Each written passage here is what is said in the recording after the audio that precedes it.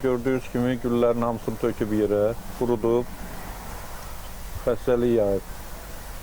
Bu da dərmandan sonra buna təsir eləyən deyil.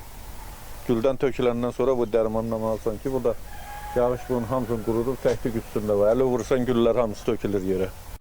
Ziyan daha çox ərik və gilas ağaclarına dəyib. Çünki onların çiçək açmasıyla leysan yağışların yağması eyni vaxtda düşdü.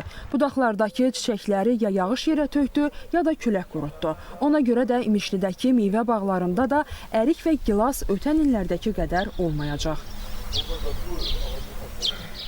İstənilən qədər gilas olmayacaq.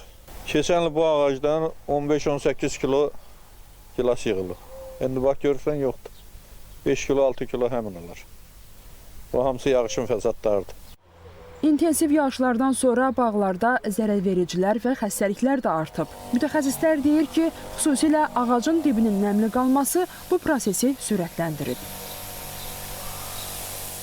Əsasən ağaclarda yarpaqaltı bitlər olur. Onlar daha çox ağaclara ziyan verir, meyvə gözlərini yandırır. Ağacın daha sonraki ildə meyvəsinin daha da az olmağına gətirib çıxardır. Miz dediyimiz həşəratlara qarşı, zərərvericilərə qarşı və alçanın iç qurduna qarşı mübarizə aparırıq. Bu dərmanlamanı aparmasaq, meyvədə saralma, büzüşmə baş verir. Ondan sonra meyvə tökülməyə başlayır. Yağışdan sonra bağları alaq otları da basıb. Eləcə də quru sularının səviyyəsi qalxıb ki, o da ağacları qurudur.